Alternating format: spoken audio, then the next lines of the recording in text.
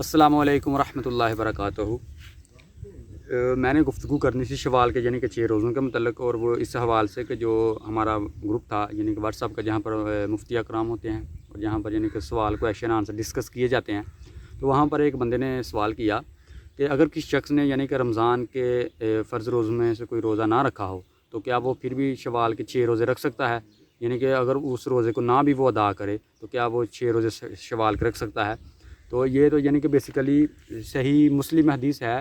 2758 number, صحیح مسلم میں اس کے متعلق حدیث ہے، پھر سنن نسائی میں ابو داؤد میں بھی ہے شوال کے روزوں کے متعلق جواب دیا میں نے، تو میں چاہتا کہ اسے آپ کے ساتھ شیئر کروں وہ اس حوالے سے کہ آپ کو بھی پتہ چلے کہ اس کا کیا یعنی کہ مسئلہ ہے۔ تو پھر میں نے وہاں انہیں یہ جواب دیا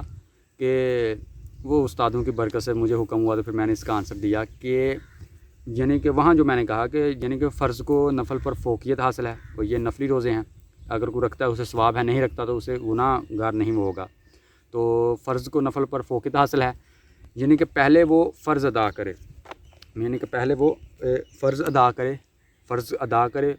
تو پھر وہ یعنی کہ اگر نفلی روزے ہیں تو انہیں ادا کریں گے۔ اگر کوئی فرض روزہ رمضان کو اس نے چھوڑا ہے تو وہ پہلے اسے رکھے، اس کی قضا لازم ہے، تو پھر یعنی کہ وہ نفلی 6 روزے رکھ سکتا ہے۔ جو حدیث میں نے صحیح مسلم کی آپ کو بتائی وہی بات کہ وہ اس طرح سے ہے کچھ کہ جس شخص نے رمضان کے روزے رکھے، پھر میں نے یہ حدیث انہوں نے سینڈ بھی کی، بقاعدہ اس کا نمبر بھی بتایا کہ جو شخص رمضان کے روزے رکھے پھر یعنی کہ شوال کے 6 روزے رکھے تو وہ ایسے ہے جس نے پورا سال ہی روزے رکھے۔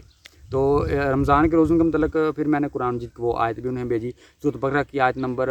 183 سے یعنی مکمل یہ رکوع ہے، یہاں پہ شروع ہوتا ہے کتب علیکم الصیام کما کتب علی الذین من قبلکم لعلکم تتقون،